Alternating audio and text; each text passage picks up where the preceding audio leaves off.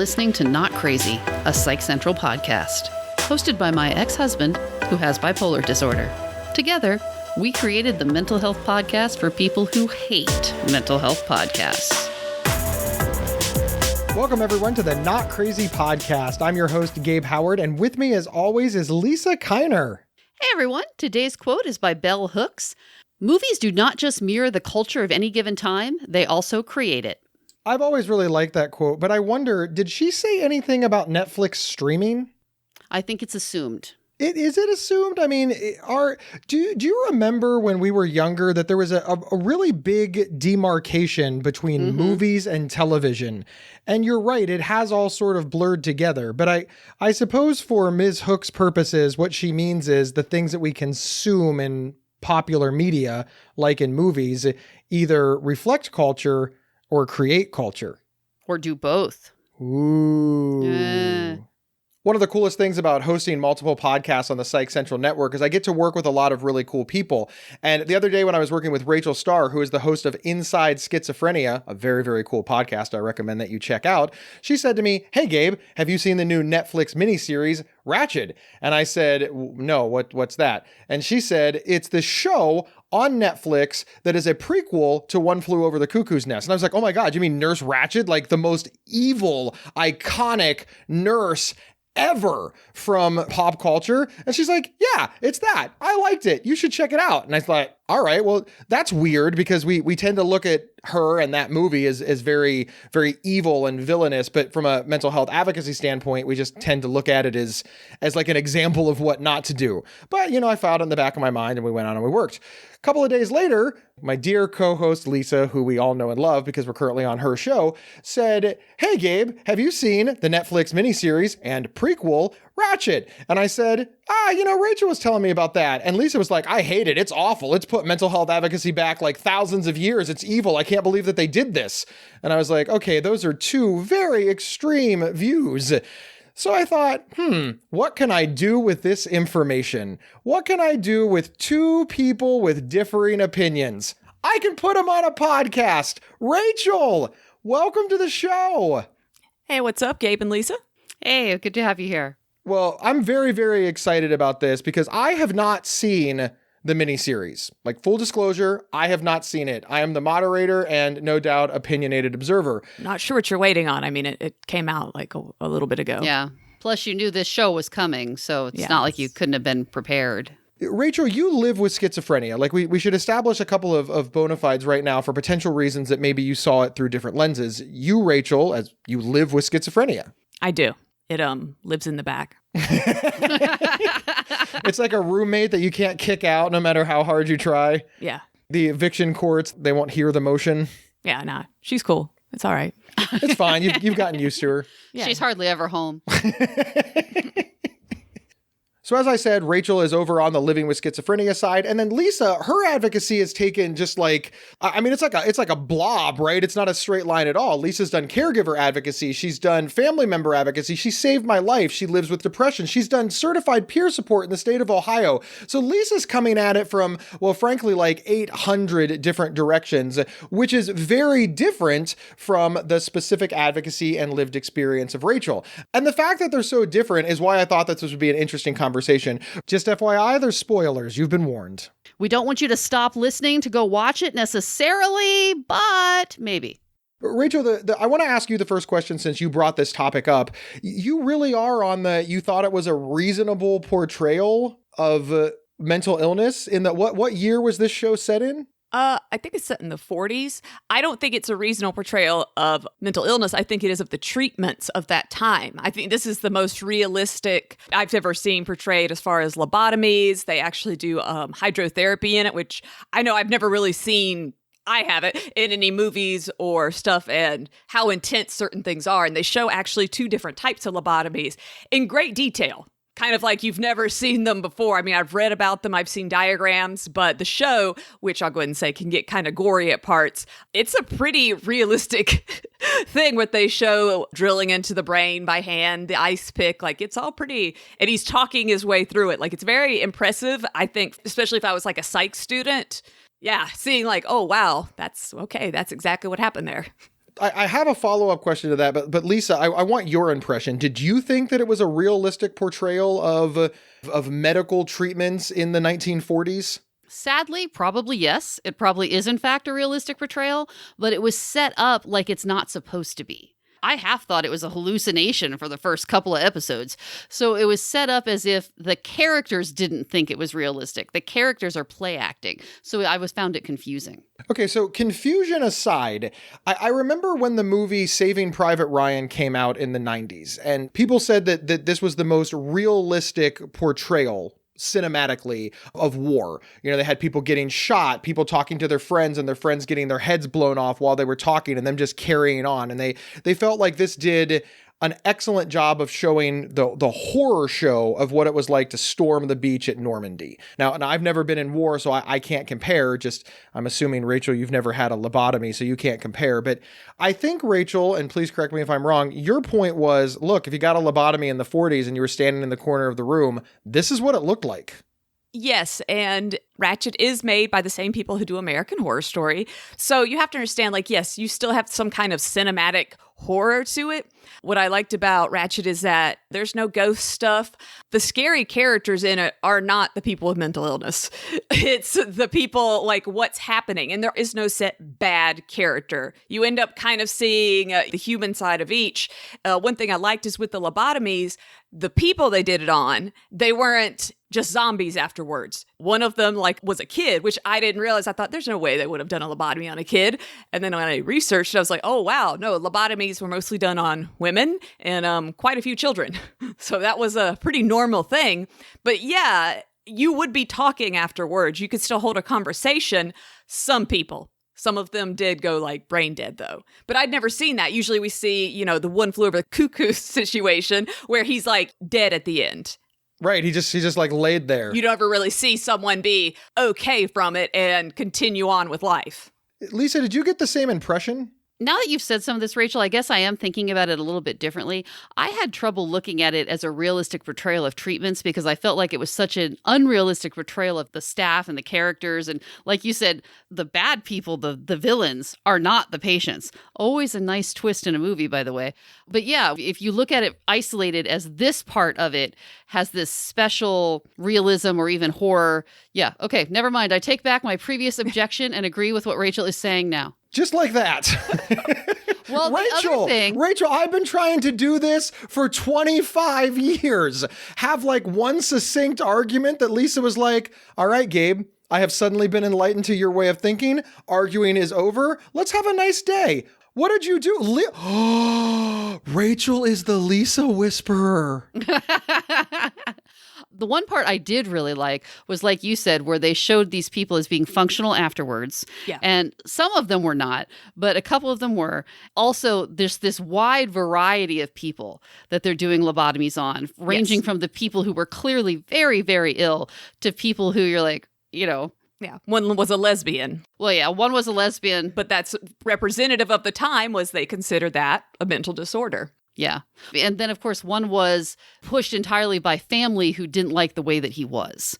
So there's also this idea of people with mental illness not being in control of their own lives because they're so overburdened by their families or the state as a whole. Yeah, none of them, the way it portrayed them were like just these crazy people, like attacking, biting, you know, drooling in the corner. All of them were, I don't want to say normal, but yeah, you could easily be like, oh, okay, this person has like a problem or two, but I would never think this is how we're going to fix it. Yeah, they don't have a problem so serious they need brain surgery. Correct. Yes, that would never occur to you. Yeah.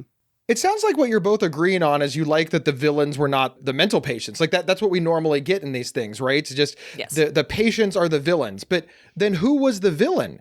Well, it's an anti-hero. Yeah. And I'd say like each one had good and bad. The doctor in it, good and bad. And what I appreciated with that, there were some intense scenes with him throughout the season where all he wants to do is help. You know, and you're just like, okay, well, I just watched you put an ice pick through someone's eyeball. But that's what he thought was helping at the time. And some of the other things that they show, you're watching like, that obviously could never help anyone. You're torturing them. But the way he's talking is, I want to make a difference. I want to help. And it's just that kind of warped view where you kind of feel like, oh man, you know, this guy feels for these people, but he's also destroying them. So many of the characters were like that. They would have humanity, but at the same time, turn around and do something you just couldn't believe. He was wrong, but sincere. Yeah, misguided. None of it was, ha ha ha, let's see what happens when I pop an ice pick through someone's eyeball. Yeah, he wasn't just torturing for no reason. But no, wait a minute though.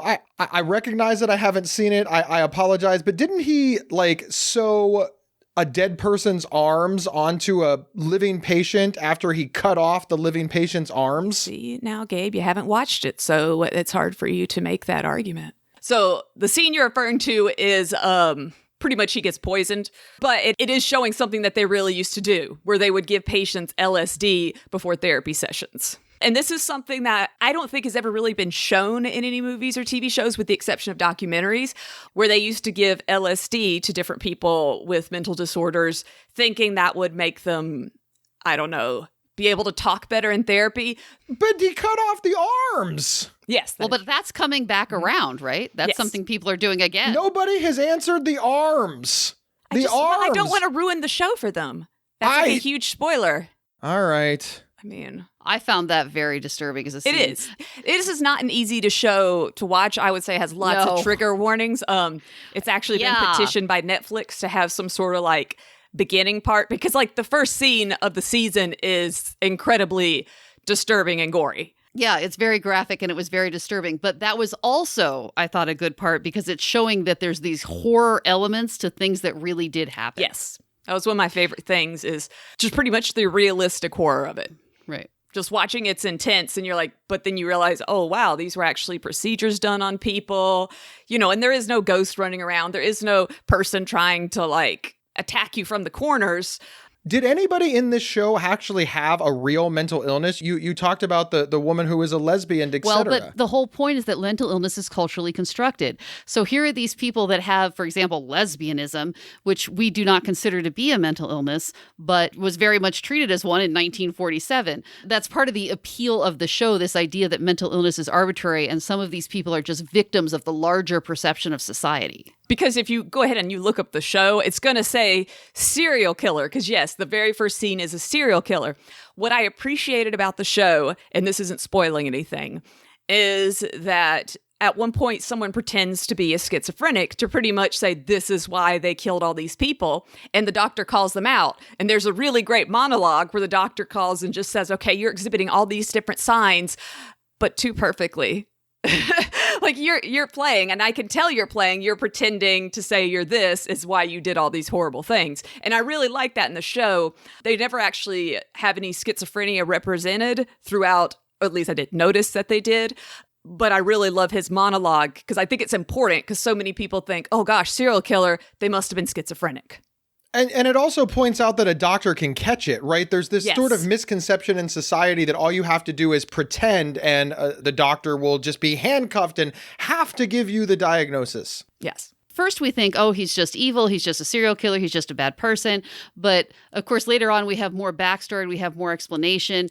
And going back to your thing about how the mental patients are not the evil ones or the scary ones or the villains, it turns out all along he wasn't the evil one or the villain. And these are spoilers, and this is just your own problem. You should have watched the show. So he's not evil or the villain, but everyone looks at him as if he must be violent for no reason, because after all, he's mentally ill, and what other explanation could there possibly be? He couldn't possibly have a valid reason for this violence, or even any reason for this violence. It must just be because he's crazy. There can't actually be any backstory to it. One thing I will throw out that I loved was not the main character, Nurse Ratched, but there was a separate nurse who's very muchly seen as, a villain, but you definitely are on the line of understanding, because she follows out the orders exact. If they tell her to do something, she does it exactly. And it really comes off as torture.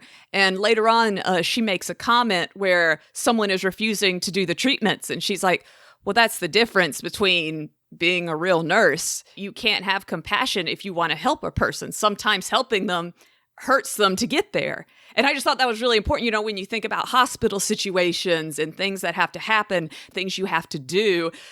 And I was like, yeah, that's a really good point. As a nurse, it's not my job to question what the doctor says. I mean, no one wants to go through a surgery. And thinking back to those times, she wouldn't have been trained to do differently. Her job is to do what the doctor says, and he's trying to help them. And so is she.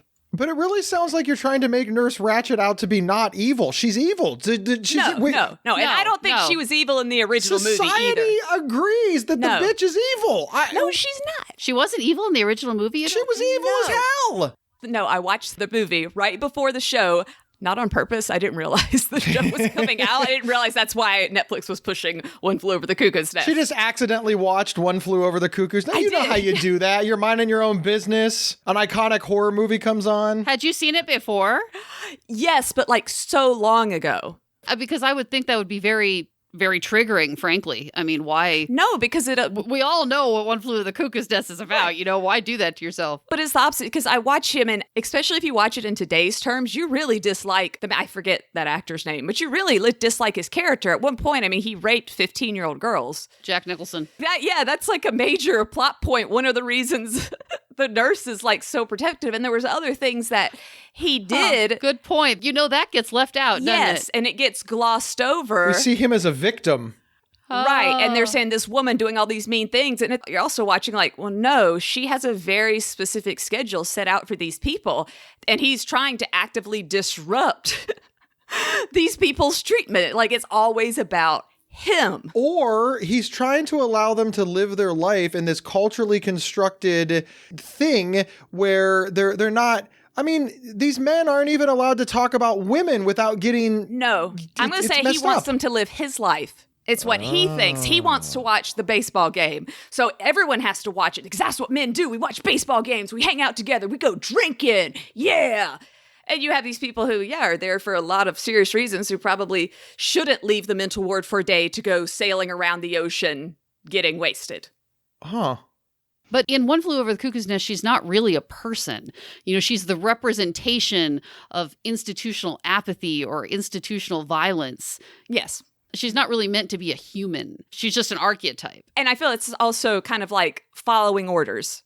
You know, nothing she does in it is illegal, is bad. She's literally just following orders to a T. Everyone in the movie who doesn't follow orders ends up screwing everything up. There's like the night watchman who they end up having this huge party with and everything. And you're like, oh, well, that's because he let them party. Again, people in severe mental health hospital situations don't need to be partying. It's easy to watch it and be like, man, they're so mean for not letting them have a good time. But it's like, yeah, they're also really drugged up. And I think watching the show Ratched, I personally thought they were going out of their way to kind of like re-show lobotomies. Because I do know that electroconvulsive therapy lobotomies were pictured so bad in the movie. And that's done a horrible stigma for ECT. There is no ECT in the Netflix show, but it's all in that same vein. I just really like that they showed the characters with lobotomies a whole lot better. Like, you're not just this drooling blob.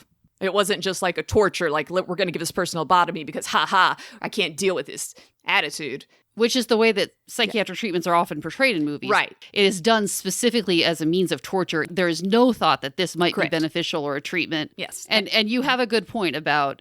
If you looked at, we're going to cut into your flesh and rearrange your organs. Oh, is that a horror movie? No, that's a hospital because that's what medicine does. Because like you said, it has to hurt to help. Well, that's what these people thought they were doing. Of course, I would argue that that's kind of like a whole, I was just following orders thing. I don't know that absolves you of moral responsibility, but that's an interesting point. No, I agree. But I also think, then the nurse is literally, what medical knowledge did they have? You're still in the dark ages of so much. You have a lot of people who are, hey, let's see what happens when I do this. Well, and at the end, they even have the nurse saying, hey, here comes all these new treatments. Wow, I can't even believe some of the things we used to do. I just look back on that and think, oh my goodness. Like you said, she's trying to do the best that she can. Yeah. Or that she's doing the best that she thinks she can. People often talk about One Flew Over the Cuckoo's Nest as stigmatizing ECT, which many people think has legitimate medical value and is still done today, etc. I've had it. I didn't know if you wanted to talk about that. Oh, yeah, it's because I always stress that because it causes so many issues because so many people are against ECT. And for me, it was a lifesaver. Really? It's not for everybody. But I wouldn't be here had I not had it. And it is always on the docket. Like, I have no problem having it again, although it's not a first line of defense. But yes, in the original movie, it's shown pretty much as a torture mechanism. And even the show Stranger Things, just I guess maybe 2 or 3 seasons ago, it's a huge plot point where they use it literally as torture and to erase people's memories. Not as, okay, let's help this person. We're trying to help this person with depression. It's, oh man, we need to like just figure out how we can erase brains. And, oh, you didn't want to do this. Well, let's turn up the electricity. And it's like, well, I'm sure it did happen, but that wasn't the point. Was trying to just torture people. Anything can be used to torture, right? Correct, yeah. Having your leg cut off if it's gangrene or has a flesh-eating bacteria or it's going to ruin the rest of the body, that is in fact something that is medically necessary for some people. We've seen it in trauma surgery, but you can also cut off somebody's leg just to torture them, which we've seen in many horror movies. Right. I think the difference is society understands the difference between the medically necessary leg removal and the torture leg removal, whereas society doesn't understand the medically necessary ECT and the torture ECT. They just think that it's all the same. Mm-hmm. So that's like a society issue, right? Yeah. And I really felt that was in the same vein, though, with the lobotomies. I've never seen them portrayed as, okay, this is really going to help you guys. Well, but ECT is still done today and helps people, et cetera. What about lobotomies? Is that something we should bring back or investigate more? Or is that something we should just put back in the trash of history? We still do it, although it's done completely differently and isn't referred to more as lobotomy. But they still have psychosurgeries. There's actually a similar surgery that it's done for epilepsy, where they separate some of the lining between the brain. And basically, a lot of people who have very severe epilepsy, that somehow prevents seizures. So we still do these types of things. They're not as archaic as they used to be. No one's pulling out an ice pick. No one's getting a hand drill and crunching in there. We have lasers. We have things like that. And you wouldn't think of them today as being, oh, God, I can't believe they did that to you. It's, oh, wow, that seems like a really scary surgery, but, you'll be good. That is a very interesting way to look at it. Because, isn't all surgery that way? You think about like getting your eyes, laser surgery for your eyeballs, cutting into your eyeball with lasers. Like that sounds horrific. That blows my brain. How do you do that? And you think if they were pulling out knives doing it, you might be like, whoa, wait, man, that's a little bit more intense, but it's the same exact thing. I have no clue. But, it's fascinating, though, because when I had laser eye surgery, I told everybody, I was like, the evil villain that lives in the lair in the mountain shot me in the eyes with a laser. And I was so strong, I just corrected my own vision and then took him down. So I think people get the idea of this idea that being shot in the eyes with a laser can be scary and was the stuff of James Bond movies and, other movies that had evil people living in island mountain lairs. But they didn't think the doctors were evil for doing it because they looked a little further. Do you think that one of the things that maybe this show portrays well is this idea that we need to look a little further at why we're doing these things rather than just paying attention to the thing that's being done? Absolutely. Go back to, you have to make money off shows. There has to be a reason people watch, or then you're sitting around with a documentary and it's not as interesting. So I say, there's a good and bad when it comes to media portrayals. There's only so much you can do to get people to watch it and still be like friendly to everybody. Well, it's the same way that all hospital shows or doctor shows are so dramatic and so over the top, or police or crime dramas. No one actually behaves that way, thank God. But otherwise, it's boring. So much paperwork. You'd be watching them just filling out, Oh, God, we ran after that guy. I'm going to fill out 10 pages here telling, hold on, I put in, they said I can't do overtime, so actually I'm off the case, guys. And of course, when you run after the guy, that's all it is. You just ran after a guy. There's no bullets flying. There's no guns out. It's just a boring foot chase that you have to answer a bunch of questions about, fill out a bunch of paperwork, and then, book them, Dano, I guess. Maybe I guess they did make booking exciting back in the 80s anyway. But you're right. Police work is ultimately boring, but they portray it on television as this very high stakes, life-threatening, bullets flying, need military tank. In reality, it's just a person walking around. Well, but this is one of the reasons why we have these problems, because we all look at the popular perception of it in media and think, oh, look, police officers are under constant threat. It makes sense that they need a tank. Okay, well, are we looking at people with mental illness as constant threats, so they need a lobotomy? Maybe. Isn't that the way they're always portrayed on TV, as violent and scary? That is true, but aren't they portrayed on Ratched as violent and scary? No. Are they portrayed as like kind? Do you want them to come over for coffee with your kids? Yes. Well, yeah, some you're watching, you're Yeah. like, why is this person there? And the answer is because they have no power in society and they're trapped. Mm-hmm. One is ADHD, and, they're acting like it's so crazy that this boy is, easily distracted. We got to do lobotomy. And you're just like, well, no, I really think this is so terrible. This is so serious. Yeah. That's what it seems like, a jump that the 12-year-old has distracted thoughts, and he's not even like crawling up the walls as they're talking. He's acting like a 12-year-old. And the point being that he has no power or agency. He's trapped by his parents and what they decide for him. Yeah. What they decide is uncontrollable. Right. And who gets to define such a thing? We'll continue this discussion in a minute. We'll be right back. Interested in learning about psychology and mental health from experts in the field? Give a listen to the Psych Central podcast, hosted by Gabe Howard. Visit psychcentral.com/show or subscribe to the Psych Central podcast on your favorite podcast player. This episode is sponsored by BetterHelp.com. Secure, convenient, and affordable online counseling. All counselors are licensed, accredited professionals. Anything you share is confidential. Schedule secure video or phone sessions, plus chat and text with your therapist whenever you feel it's needed. A month of online therapy often costs less than a single traditional face-to-face session. Go to BetterHelp.com/PsychCentral and experience 7 days of free therapy to see if online counseling is right for you. BetterHelp.com/PsychCentral. We're back with the host of the podcast Inside Schizophrenia, Rachel Starr, discussing the Netflix series Ratched. I was actually thinking about what you said earlier about there's no horror, there's no supernatural element, but I kept waiting for there to be. Yeah, they definitely play it up. Right? I'm waiting for there to be ghosts or demons or, is she possessed? What is it? Because isn't that the way asylums work? I mean, when you're on TV, all asylums are haunted. That's what asylums are. Another statement about the popular perception of these things that, obviously, there must be demons involved. Yeah. There has to be some dead patient ghosts that are like hanging out. Right, exactly. I gotta say, though, that if you watch the show, it is visually stunning. Oh, yeah, that was the best part. Oh, it's so colorful and stunning. And then you're like, this hospital is gigantic, and there's 5 patients? That was my thing. It's like, how is this place open? I'm very confused on. They're talking about shutting it down. I'm like, well, clearly you guys need to. You have literally 5 patients. You're maintaining all of this. So how many beds do you have? Yeah. There's only 4 people here. You got a whole wine cellar that you keep one guy in. Why do we have a wine cellar in this hospital that apparently stretches for miles? Watching the show visually is just stunning. The way they do all the colors and the sets is just incredible. The first couple of episodes, I really thought, wow, I could watch this just for the clothes. Yes. Even if they're covered in blood. Well, yeah. Well, it wasn't a perfect system, but it just, the cinematography was amazing. Mm-hmm.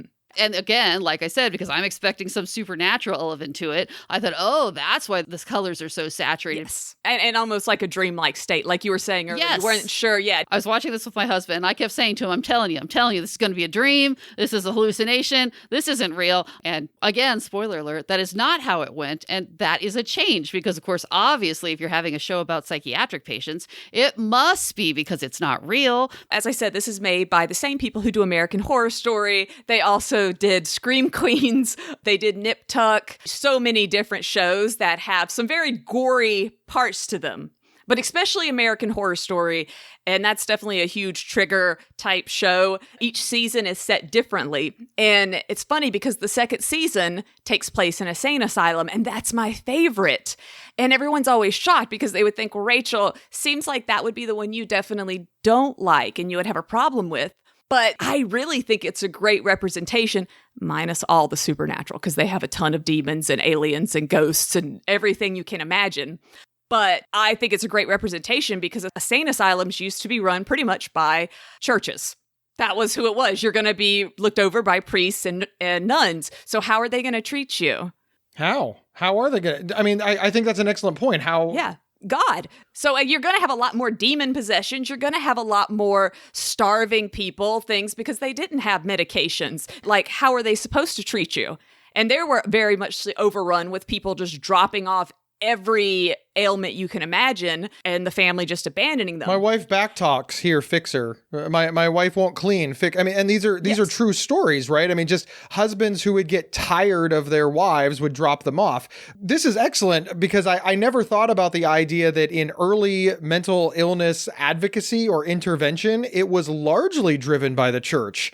And we had medical doctors who we assume have some sort of science background with religious leaders who we assume are going completely from biblical teachings or, prayer, faith, etc. And those two get together, and I guess lobotomy is the only result. Is this portrayed in the show? This idea that religion is driving a lot of this? Not in the new Ratched show. I was just referencing, that American Horror Story, very much, I think in its set 20s or 1910s or something, but it's even set before the Ratched is in the 40s. So in a way... Ratched, not Ratched. Ratched, yeah. Sorry, I keep saying Ratched. When I first saw the name, I was not expecting this to be the show. I thought... Yeah, that word means something different now. Yeah. But it sounds like what you're saying, based on their body of work, that their thinking has evolved, or at least their portrayal has evolved, because they used to portray mental illness as supernatural. Then they portrayed mental illness as, like Freddy Krueger horror movie. And then they portrayed it from the lens of we have to, pray the mental illness away. And now they're portraying it from early medical intervention and using science. So if you look at their entire body of work, they're giving you a history lesson with like colorful costumes and probably a cool background soundtrack. So cool. The soundtrack was also very good. Is that what you're saying, though? I mean, is that... I think it's an evolution. I could easily see this being like part 2 of that American Horror Story season, them kind of evolving the asylum. I'll have to watch American Horror Story then. Oh, you've never seen it? Oh, my. And the American Horror Story that you're talking about is season 2, right? Season 2, yes. Each season is a standalone story. Also a series I've never watched. However, I did watch Nip Tuck because I was dating this woman at the time who loved Nip Tuck. And there was no DVR, so when it came on, we had to drop everything and watch this thing. She loved it. Crazy woman, I forget her name. Oh, I loved Nip Tuck. I don't remember the name of that actor, but he was so hot. You said that constantly.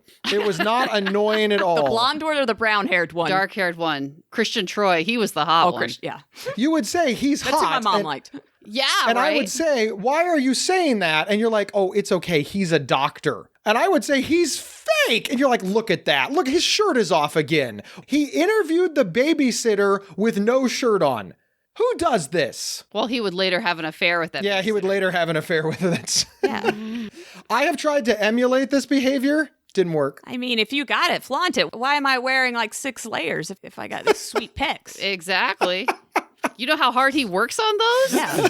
He's just going to hide those? No, I don't think so. That's it's like just driving dumb. a flashy car. Rachel's so wise. But Nip Tuck, though, was about plastic surgeons, right? It had no mental illness involved at all, right? Nice trip down memory lane, but not mental illness related. Yes. Another thing I thought was interesting about Ratched was many of the patients were there voluntarily. And we've all been trained to think of mental hospitals or asylums or psychiatric hospitals as being these incredibly scary, horrible places. Why would you ever go there voluntarily? There are places to be avoided at all costs. But here are these people who are so desperate that they've shown up. So even though they're scared, they're very, very sick and desperate to do whatever it takes. And a lot of it was very family oriented. Yeah. The family is the ones being like, this person needs help. And the person sitting there like, I mean, I guess so. You know, you kind of like want to question, like, if I was in that position, you know, and my husband is dropping me off there because I talk too much, or I'm interested in women, and that seems really bizarre, or I'm dropping my child off because he's the only kid that won't sit still in class, and everyone's telling me he's weird. Where's the line on things? It just makes you think, like, because I feel like a lot of the characters, you could easily be like, oh, I know someone like that. There were a couple of characters that were clearly just suffering so much, and they had such faith. Yes, they were desperate. They were desperate. They tried everything else. They were hopeful that this would be the answer. They tried all these other things. This is going to be the one. This is going to be the thing. Science is going to save us. Yeah, I don't think there's any involuntary treatmenting, like they signed up for everything they did. No one was like, you have to have this lobotomy. They pretty much knew what they were signing up for. Exactly. They might have regretted afterwards, but they definitely went in knowing what was going to happen. We couldn't exactly call it informed consent because they didn't understand the consequences necessarily, but they did know the specifics of the procedure, and they consented to this because they were desperate. Especially the first two people who got lobotomies, because one of them is clearly supposed to be bipolar, and you just felt so much sympathy for them. She's so desperate, she'll do whatever it takes. Mm-hmm. One thing that's had a lot of blowback is the character Charlotte. That actress was incredible. I just thought she blew away all of her scenes. But the way they show dissociative identity disorder is the big blowback, but by that's all incorrect. And I gotta be honest, I did some research and I could find every reference that they did, I could find there being a basis for it. So I don't know. I know that's something that's going through saying that they did that wrong, that her character is just a horrible representation. But I kind of think what's so interesting is you're watching it and you're not really sure, is she real? What's happening here? Is she faking? Is she not faking? It's just very confusing to watch her. So dissociative identity disorder, previously called multiple personality disorder, which I am not a big believer in. But the thing I did like about the character was that she comes to this through trauma. Yeah, she very much so wants to be helped. Yeah. Yeah, I mean, this isn't someone who's like a crazy serial killer running around killing people and we have to stop her. This was a woman who is clearly sad and upset, and she's like, I'm losing my life.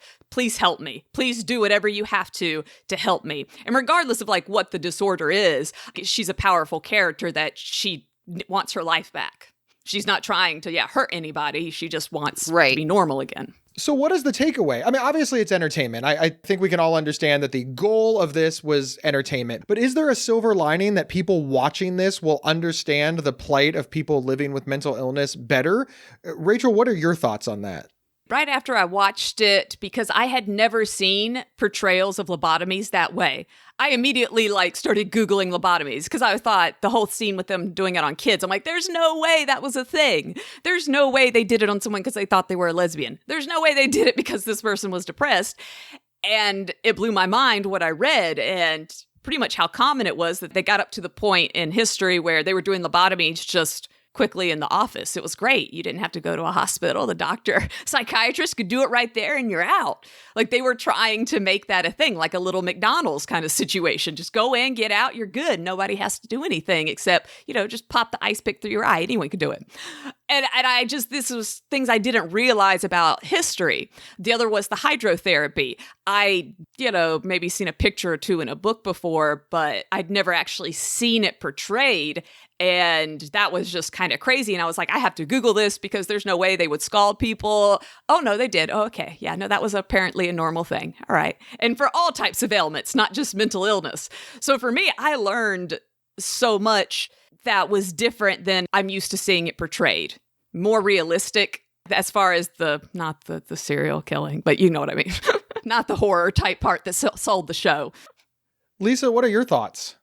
I would agree that it was portrayed in a more realistic manner, and I also had never seen hydrotherapy represented. But because it is so surreal and with this otherworldly type thing, so I don't know that the average viewer is going to say to themselves, oh my, that's how it really was. I think they might just think it's part of the fictional concept of the show. Yeah. So, hey, people. It's all live, right? Your mileage may vary, I guess. Mm-hmm. Well, but if you think about it, that's the creepy part of it. That you're thinking, oh no, this is just for TV. But then you get more information. You're like, oh, not just for TV. Basis in real life. Mm-hmm. Oh, ick. Which is one reason I've always loved American Horror Story, is that every season they base so much stuff off stuff that happened in real life. Just actually horrific things that happened, people that actually existed, but they interweave it, into their stories and stuff. Going back to Asylum, one reason that's my favorite is you watch it and you think, there's no way this is real. And there's a very powerful episode where the reporter sneaks in and does a report about it all, how twisted everything is. And the fact is that really happened, except it was a children's hospital. And that's how Geraldo Rivera is so famous. He snuck in a camera. If you ever watch his video, it's 10 times worse than anything that American Horror Story could have even touched on. And it's just like these places exist. These treatments exist. Real life is scarier sometimes than the ghosts than an alien ship or whatever. Or an alien ship? What are you watching? American Horror Story hits on everything, okay? They hit it all. If it could remotely be scary, you got anything, they're going to go after it. Anything goes. It's covered. Rachel, we love hanging out with you. Tell us for a quick minute before Lisa and I talk behind your back, what is Inside Schizophrenia and why do you host it? If you haven't checked out Inside Schizophrenia, it's not as fun as this show. I got to be honest, Gabe. It's more educational. I've actually really enjoyed it. We don't have as much fun on that show. It's Way to sell it. really boring. That's making me want to go watch it right Tune now. in. It sucks. I hate hosting it. It does not have the same feel. It's an educational show. Yes, it is a more educational show. I do have schizophrenia, so we talk very in depth about that, but we also bring on a lot of experts, doctors, people who specialize in areas. I love doing the show because to me, it's so interesting. And I know someone out there is like, edutainment. That's right. It's great edutainment. If you want to hear from like some really cool, different people that you're not normally, when you Google mental health news, I'd say we're not like the typical. And you can find that over on psychcentral.com/IS or Inside Schizophrenia on your favorite podcast player. Obviously, the obligatory plug for Inside Schizophrenia hosted on the Psych Central Podcast Network. But what does Rachel Star do? Talk about yourself. Well, one thing I really like to talk about is since COVID happened, lots of kids at home, lots of people don't have access to mental health, and kids always weigh heavy on my heart. So at the beginning of all this, I made a comic book line, a mental health comic book line for kids. The first 3 issues deal with schizophrenia, depression, and ADHD. And I think even the adults would like them. And they are completely free, and pretty much each one's a different little kid who becomes a superhero dealing with their mental disorder. Yeah, they're adorable. They're free over on Apple Books. The first one is called The Adventures of the Fearless Star, and the main character's name is Lil Star. Yes. Yes, it's actually, the whole concept is it's me talking to a younger version of myself. What I wish would have happened as a kid. Very cool. Well, I hope everybody checks that out. Once again, Rachel Star, everyone. Thank you so much for having me. Oh, thank you for being here, Rachel. Okay, Lisa, that did not go exactly how I thought it was going to go, because when we discussed doing this episode, you said, I'm really worried about disagreeing with Rachel and I don't want to piss her off. Yet you pretty much agreed with every single thing she said, which honestly surprised even me. Did you have a change of heart? No, not really. I do agree with everything she said. It's because when you first discussed Let's Do This episode, you said Rachel watched Ratched and says that it's an amazing fictional portrayal of schizophrenia. And I thought, what are you talking about? I don't think there even are any schizophrenics in that. I don't understand. I need to defend myself. I believe what I said is that Rachel said that it was an excellent portrayal of the treatments of schizophrenia, which... That's not what you said. I believe that's what I said. You said it's an excellent portrayal of schizophrenia, and I thought, what is she talking about? I'm going to have to review this. So I don't know if I didn't understand what you said or you didn't understand what she said, or if it's like a telephone lost in translation thing. But no, the thing that you said is completely not what we ended up talking about. I maintain that I was right with the original version of what was happening here, but no, not with the actual version. I'm glad that you fought so hard to make sure that our listeners knew that you didn't agree with me. Well, excuse me for taking you at your word and thinking you knew what you were talking about in the planning stages. Lisa, I know we've dropped a lot of spoilers here for our listeners, but if any of them are considering watching it, do you recommend them? Like if you got to be Siskel and Ebert right now, how many stars would you give it? And do you recommend that they tune in for any reason? Probably not. There's plenty of stuff on Netflix that's better.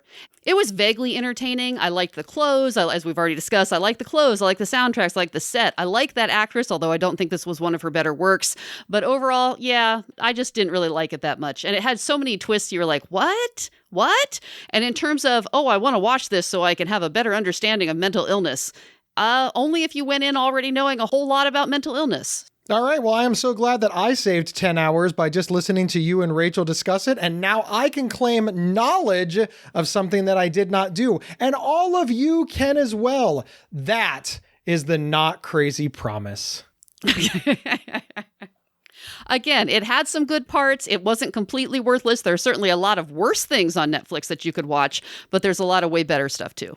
Especially like you said, to give up that many hours. It's also important to remember that Lisa is a middle-aged woman, so it is certainly possible that if you trend younger, you might just think this thing is badass. It could be Lisa's advanced age that is causing her not to like the show. How do you know it's not the reverse? Maybe if you trend older, you're going to love this show. Maybe I'm too young for the show. How do you know? Because of Rachel. Rachel liked it and she's younger. Oh. Thank you, everybody, for listening to this week's Not Crazy podcast. My name is Gabe Howard, and I am the author of Mental Illness is an Asshole, which you can buy on Amazon. If you head over to gabehoward.com, though, and buy it there, you'll pay less money. I'll sign it, and I will include free stickers from the podcast and, well, also from me personally. Don't forget the outtake after the credits, and we'll see you all next Tuesday. You've been listening to the Not Crazy podcast from Psych Central. For free mental health resources and online support groups, visit psychcentral.com. Not Crazy's official website is psychcentral.com/notcrazy. To work with Gabe, go to gabehoward.com. Want to see Gabe and me in person? Not Crazy travels well. Have us record an episode live at your next event. Email show@psychcentral.com for details.